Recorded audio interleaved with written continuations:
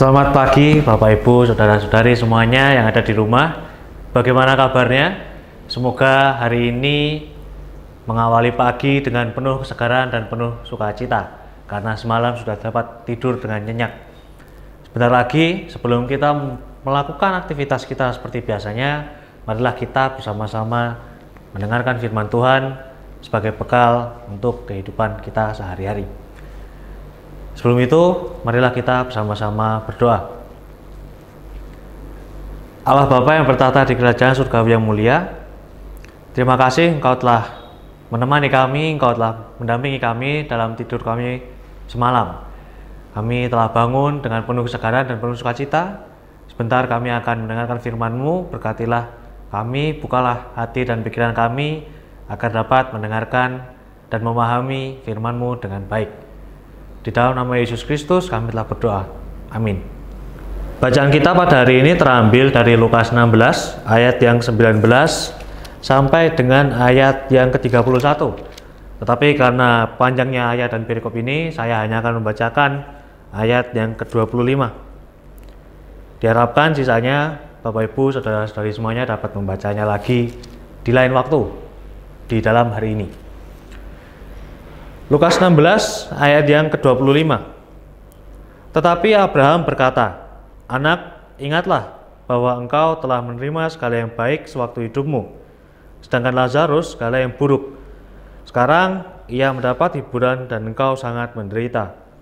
Yang berbahagia ialah mereka yang mendengarkan dan melaksanakan firman-Nya dari kehidupan sehari-hari." Haleluya. Bapak Ibu, Saudara-saudari yang terkasih, bacaan kita hari ini diberikan judul oleh TPLAI, Orang Kaya dan Lazarus yang Miskin. Di dalam kisah ini digambarkan ada dua tokoh. Tokoh yang pertama adalah orang kaya, yang kedua adalah Lazarus. Nah, orang kaya ini digambarkan sebagai sosok yang sangat bergelimang harta. Dia digambarkan sebagai sosok seorang bangsawan. Nah, dari mana saya bisa mengetahui bahwa dia bangsawan? Itu berasalkan dari pakaian yang dia pakai, yaitu jubah ungu dan kain halus yang pada waktu itu identik dengan pakaian dari para bangsawan dan orang-orang kaya. Nah, pada kisah ini orang kaya ternyata tidak memanfaatkan kekayaannya, tidak memanfaatkan strata sosialnya untuk membantu dan menolong sesamanya. Jadi bisa dikatakan bahwa orang kaya dalam kisah ini dalam tanda kutip buta dan tuli terhadap lingkungan sekitar. Secara khusus orang kaya di sini menutup mata dan menutup telinga bagi mereka yang termarginalkan atau terpinggirkan. Nah, dari mana saya bisa mengatakan yang termarginalkan dan terpinggirkan? Itu berasal dari karakter Lazarus. Jadi memang pada judul hanya diberikan Lazarus yang miskin. Akan tetapi Lazarus yang miskin ini beberapa kali kita bisa melihat bahwa di dalam diri Lazarus itu dia mengemis. Kemudian dia memiliki banyak penyakit atau borok yang akhirnya dijilati oleh anjing, dan Lazarus digambarkan tidak berdaya. Dari tiga penggambaran itu, bahwa dia mengemis, memiliki banyak borok, dan tidak berdaya, maka bisa dikatakan bahwa Lazarus ini merupakan sebuah kiasan dari orang-orang yang terpinggirkan atau termarginalkan. Nah, lalu apa yang terjadi ketika orang kaya tidak mau menolong atau menutup mata dan telinga terhadap orang-orang yang termarginalkan? Jawabannya ada di ayat yang ke-24. Di ayat yang ke-24 terlihat bahwa orang kaya mengalami penderitaan yang luar biasa. Bapak Ibu, Saudara-saudari semuanya, dari bacaan kita hari ini kita dapat belajar supaya kita tidak memilih-milih di dalam menolong sesama, supaya kita tidak menutup mata dan telinga kita terhadap segala sesuatu yang terjadi di sekitar kita.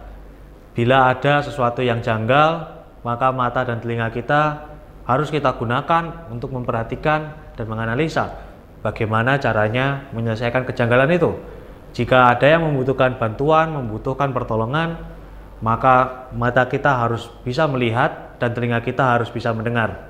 Itulah pesan yang ingin disampaikan dari kisah ini. Semoga pesan ini dapat menginspirasi Bapak Ibu semuanya dalam menjalani kehidupan sehari-hari, agar kita semua dapat terhindar dari penderitaan yang dialami oleh orang kaya pada kisah hari ini. Amin. Barusan kita telah bersama-sama mendengarkan firman Tuhan. Kita sudah memahami apa yang Allah kehendaki untuk kita lakukan. Marilah sekarang kita, sebelum melanjutkan aktivitas, marilah kita akhiri renungan pagi ini dengan bersama-sama berdoa. Marilah kita berdoa. Allah Bapa yang bertahta di kerajaan surgawi yang mulia, kembali kami datang ke hadirat-Mu dengan penuh ucapan syukur, sekaligus mengaku dosa bahwa kami adalah manusia-manusia yang tidak lepas dari kesalahan. Barusan kami sudah mendengarkan apa yang Engkau inginkan. Tolong Engkau berkati kami agar dapat menjalani keseharian kami sesuai dengan kehendak-Mu saja, yakni peka terhadap lingkungan sekitar yang sedang membutuhkan bantuan kami. Ketika kami mampu untuk membantu, maka sadarkanlah kami agar kami dapat membantu. Kemudian berkati pula kami dalam menjalani keseharian ini agar tetap mengikuti segala protokol kesehatan yang sedang berjalan, agar kami dapat terhindar dari segala macam virus yang membahayakan nyawa kami juga keluarga kami. Pun berikanlah kami kesehatan dan energi yang luar biasa besar agar kami tidak patah semangat dalam menjalani kehidupan hari ini. Pun kami juga berdoa bagi negara Indonesia, negara kami yang tercinta, yang saat ini sedang berada dalam berbagai musibah dan permasalahan. Tolong Kau berkati setiap warga penduduknya agar dapat tenang dan tetap sabar dalam menjalani situasi yang sedang sulit-sulitnya saat ini. Kami hanya percaya kepadamu. Doa ini kami hantarkan hanya melalui Yesus Kristus. Amin. Sapaan pagi telah selesai. Terima kasih karena sudah mendengarkan. Silakan untuk melanjutkan aktivitas dan jangan lupa tetap mengikuti protokol kesehatan.